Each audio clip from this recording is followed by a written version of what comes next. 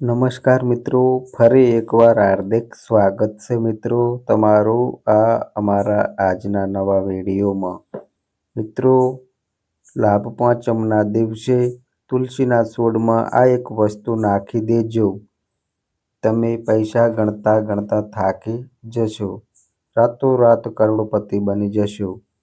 મિત્રો, લાભ પાંચમ જેને સૌભાગ્ય પંચમી કે જ્ઞાન પંચમી પણ કહેવાય છે, એ દિવાળી પછીનો પહેલો મોટો શુભ દિવસ છે.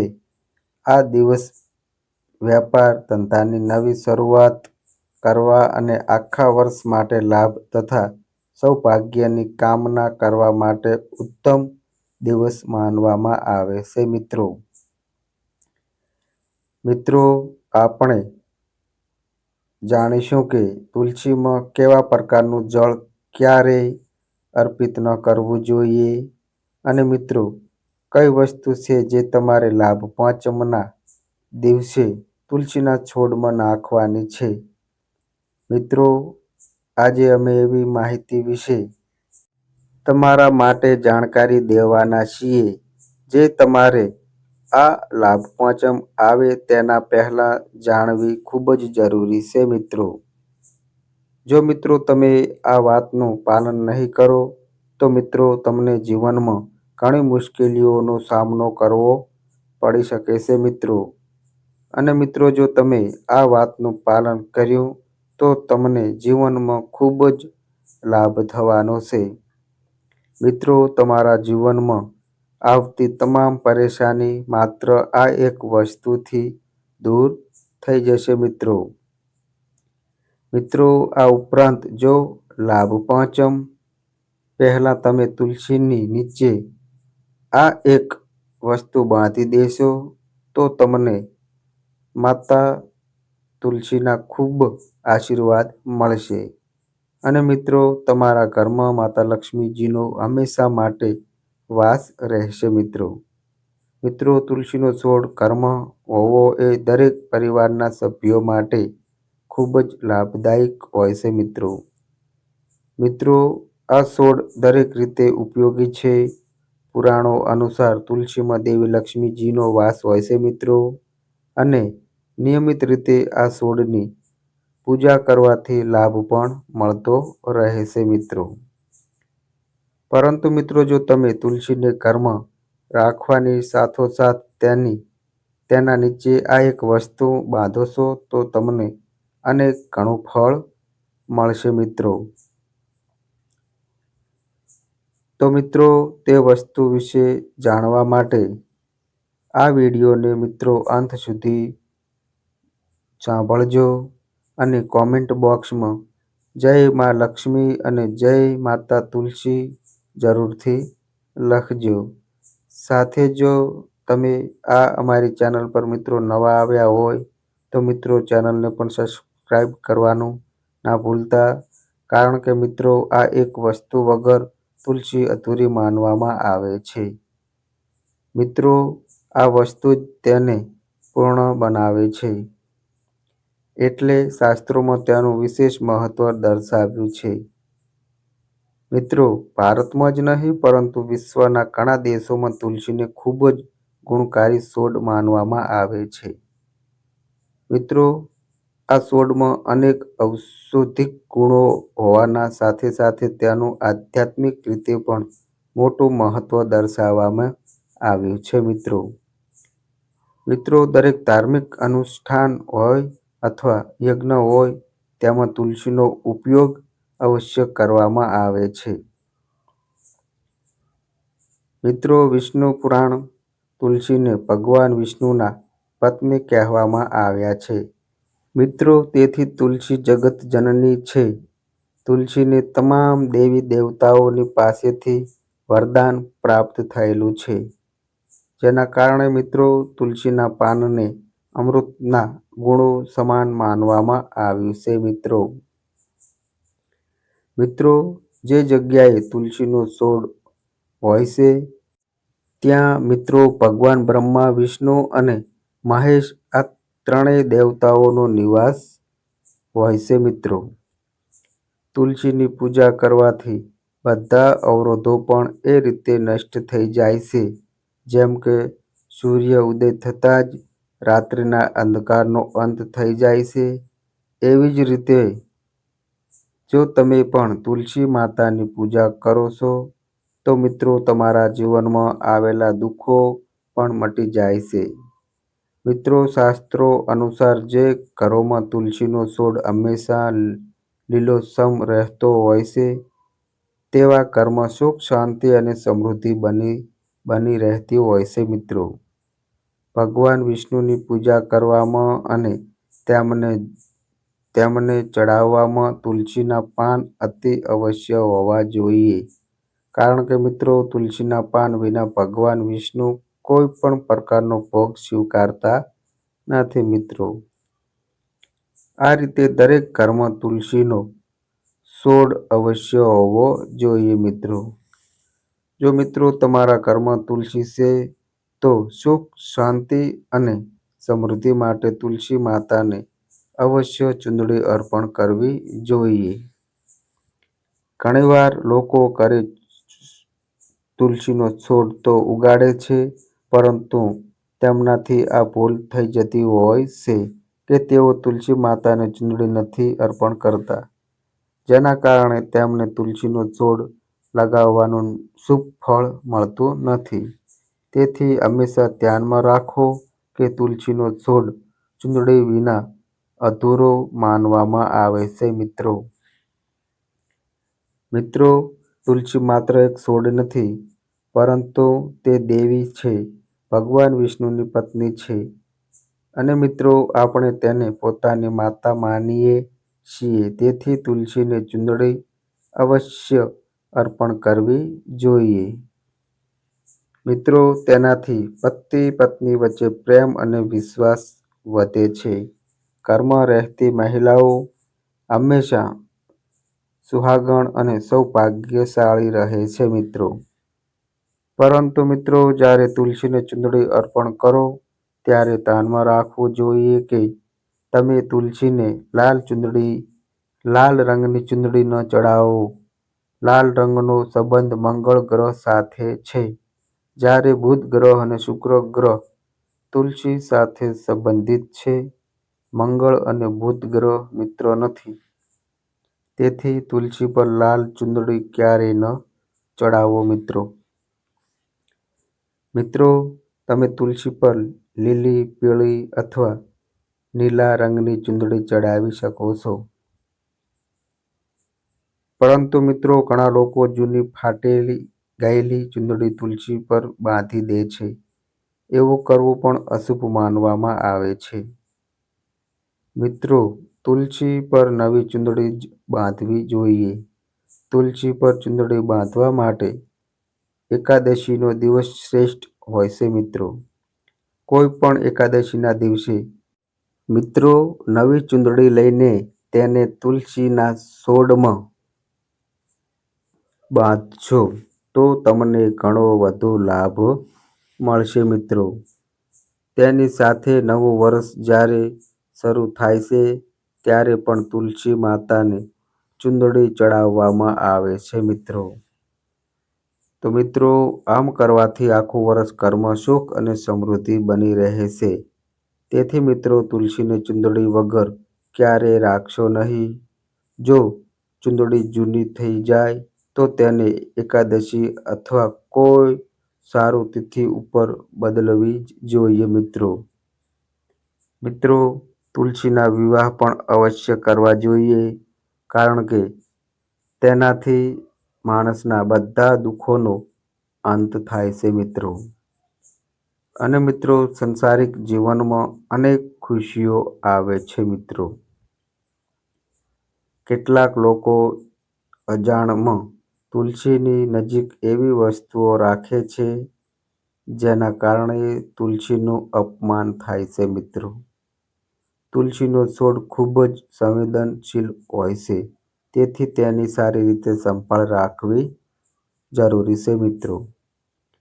ત્યારે જ તેના શુભ ફળ મળે છે. તેથી તુલસીના છોડની પાસે રહીને તમારે મુખમાંથી અશબ્દ પણ ના બોલવા જોઈએ.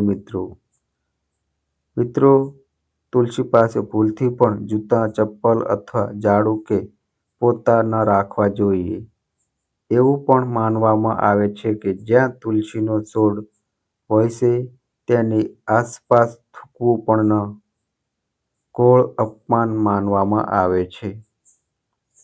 મિત્રો, તુલસી પાસે પાણી ભરેલું પાત્ર પણ ન રાખવું જોઈએ. તો મિત્રો, તુલસીના છોડની પાસે દીવો કર્યા પછી તે ઓલવાઈ જાય પછી તે દીવાને ત્યાંથી લઈ લેવો જોઈએ મિત્રો. કારણ કે તુલસી નીચે ઓલવાઈ ગયેલો દીવો રાખવો અશુભ માનવામાં આવે છે મિત્રો. અને દીવો પ્રગટાવ્યા પછી અને પૂજા કર્યા પછી તુલસી માતાની 7, 11 અથવા 21 વાર પરિક્રમા કરવી. આ પરિક્રમા કરતી વખતે મનમાં પોતાની મનોકામનાનું સ્મરણ કરવું. જ્યાં તુલસીનો છોડ હોય છે તે સ્થળ હંમેશા સ્વચ્છ રાખવું જોઈએ મિત્રો. તેથી નિયમિત રીતે તુલસીના છોડની આસપાસ સફાઈનું ખૂબ જ ધ્યાન રાખવું મિત્રો. તુલસીના છોડમાં શિવલિંગ અને ગણેશજીની મૂર્તિ ન રાખવી જોઈએ મિત્રો. તેમજ તુલસીના ક્યારામાં અન્ય કોઈ પણ પ્રકારનો છોડ ઉગાડવો પણ અશુભ છે. મિત્રો, તુલસીના છોડની પાસે કપડાં પણ સુકાવવા જોઈએ નહીં. અન્યથા કપડામાંથી ગંદુ પાણી તુલસીના છોડ પર પડી શકે છે.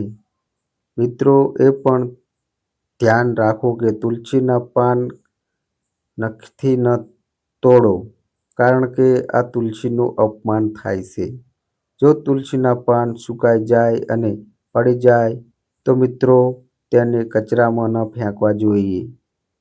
તેવા પાણીને તુલસીના છોડની માટીમાં જ દાટી દેવા જોઈએ. મિત્રો, રવિવારે તુલસીના પાન ક્યારેય ના તોડવા જોઈએ અને રવિવારે તુલસીને જળ પણ ન અર્પણ કરવું જોઈએ મિત્રો. અને મિત્રો, આ વર્ષની લાભ પાંચમ રવિવારે જ આવે છે. તેથી તમે આ વાતનું ખાસ ધ્યાન રાખજો કે તુલસીના પાન આગલા દિવસે તોડીને રાખવા. અન્ય દિવસોમાં નિયમિત રીતે સવારે ચૂક્યા વગર તુલસીને જળ અર્પણ કરવું જોઈએ મિત્રો. અને સાંજના સમયે એક દીવો જરૂર પ્રગટાવવો જ જોઈએ મિત્રો. મિત્રો, અવારનવાર મહિલાઓ સ્નાન કર્યા પછી પોતાના વાળ ખુલ્લા રાખીને તુલસીને જળ આપે છે. પરંતુ મિત્રો, એવું કરવું ખોટું છે. મહિલાઓએ હંમેશા પોતાના વાળ બાંધીને અને માથે સિંદૂર લગાવીને જ તુલસીને જળ અર્પણ કરવું જોઈએ મિત્રો. જેથી તેમને તુલસીના આશીર્વાદ પ્રાપ્ત થાય છે. ઘરમાં તુલસીનો છોડ ઉગાડતી વખતે એ ધ્યાન રાખવું જોઈએ કે તેને માટે ગંદી વાળી માટીનો ઉપયોગ ન કરવો જોઈએ. તુલસીના છોડ માટે સ્મશાન અથવા ગંદકીવાળા સ્થાનની માટીનો ક્યારેય ઉપયોગ ન કરવો, નહીં તો તુલસી માતા ક્રોધિત થાય છે અને સુકાઈ જાય છે. તુલસીનો છોડ ક્યારેય ગંદા સ્થળે મૂકવો જોઈએ નહીં, જેમ કે ગંદુ નાળું અથવા બાથરૂમ પાસે, નહીં તો તેનું ગંદુ પાણી તુલસીના છોડમાં પડી શકે છે, જે અતિ શુભ માનવામાં આવે છે મિત્રો. મિત્રો, ઘરમાં તુલસીનો છોડ ક્યારેય સુકાવવો ન જોઈએ.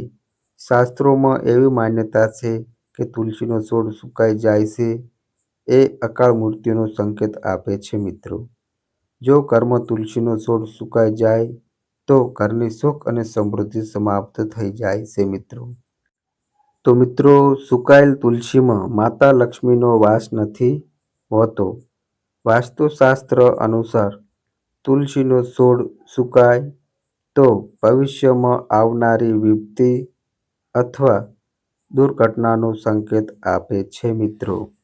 તે માટે મિત્રો તુલસીનું ધ્યાન રાખવું જોઈએ. મિત્રો, જો તુલસીના પાન અચાનક પીળા પડવા લાગે છે, તો તે ઘરના અથવા કોઈ પણ સભ્યના માથા પર મોટા સંકટ આવવાના સંકેત છે મિત્રો.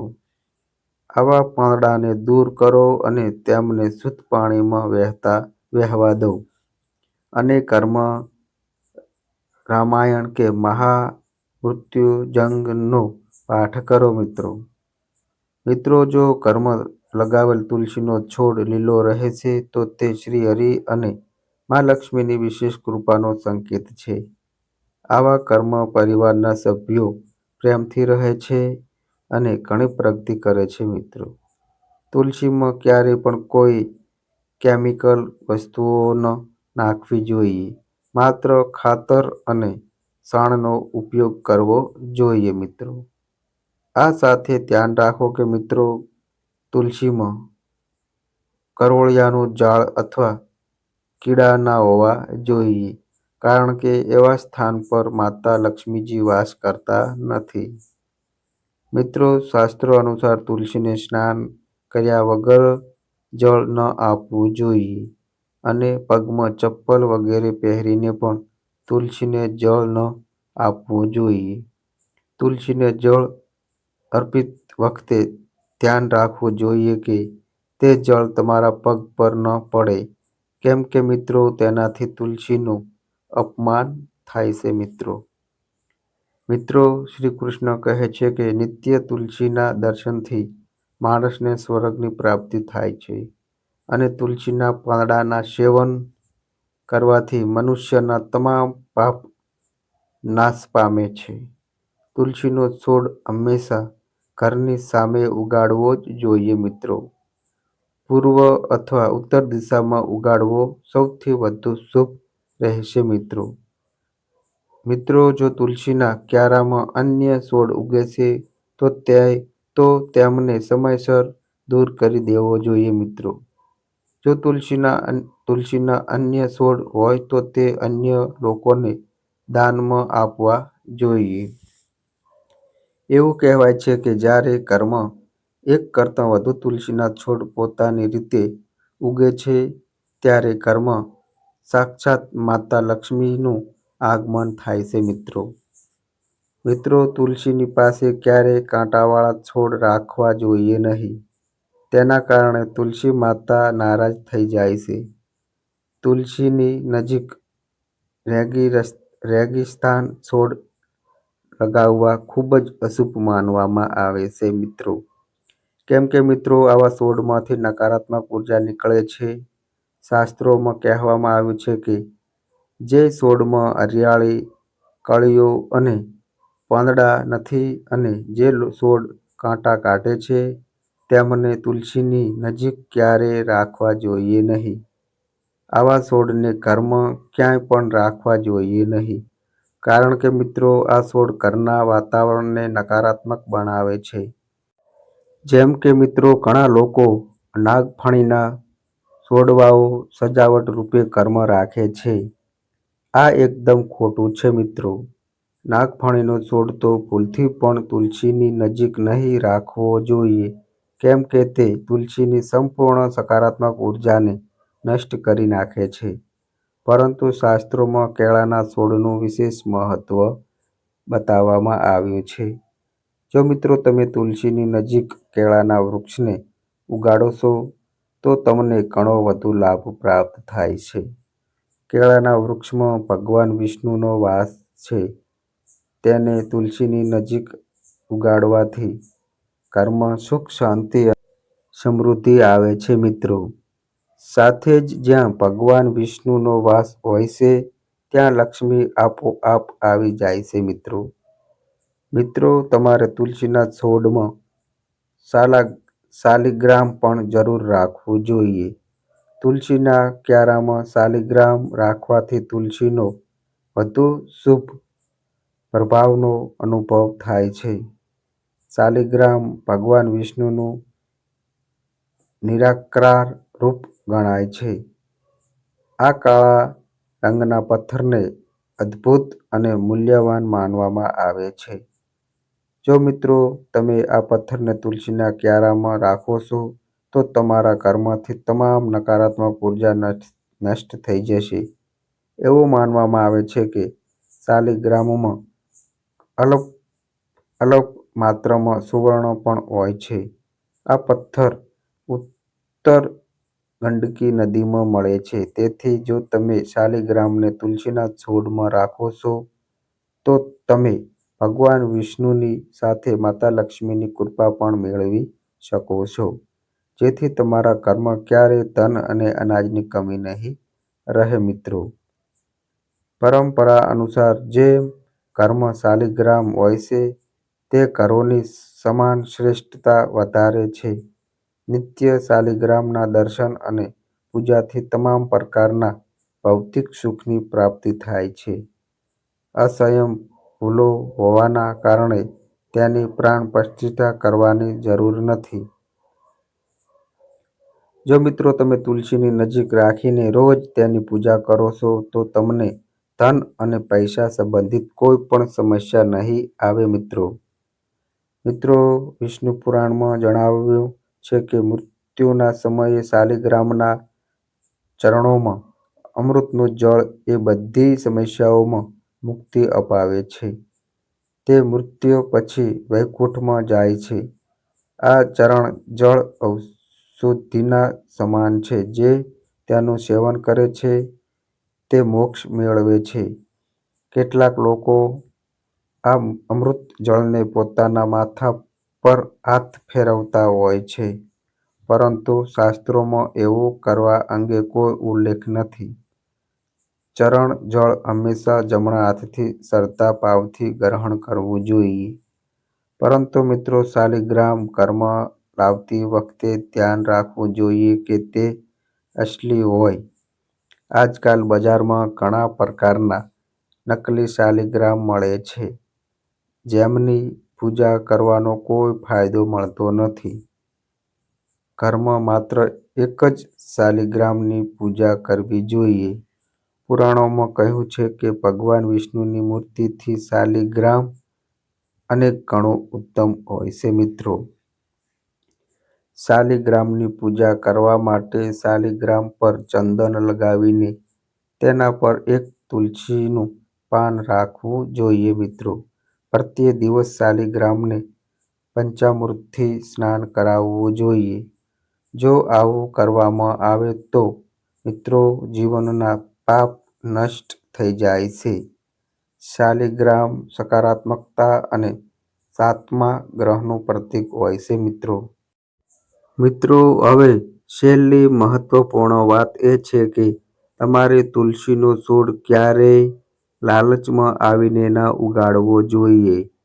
મિત્રો, તુલસીનો છોડ ઉગાડ્યો તો તેની નિત્ય પૂજા કરવી અનિવાર્ય છે. મિત્રો, જો તમે આ નિયમોનું પાલન ના કરી શકો તો તમારે તુલસીના છોડને ઘરમાં ઉગાડી તુલસી માતાનું અપમાન કરવાની ભૂલ ન કરશો, નહીં તો તમને વિરુદ્ધ પરિણામ ભોગવવા પડી શકે છે.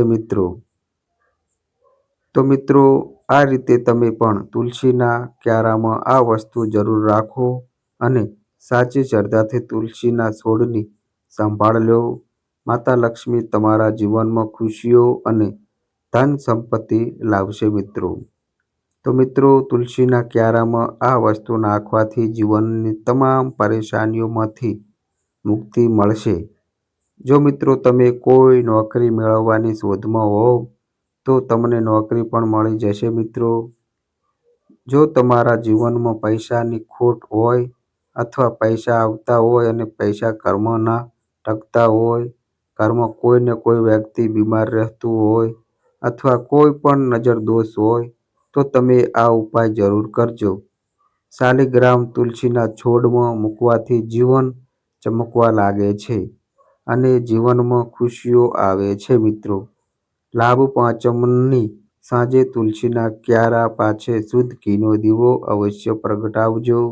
આનાથી ઘરમાં સકારાત્મક ઉર્જાનો સંચાર થાય છે અને માતા લક્ષ્મી પ્રસન્ન થાય છે, જેનાથી ધન ધાન્ય અને લાભની પ્રાપ્તિ થાય છે.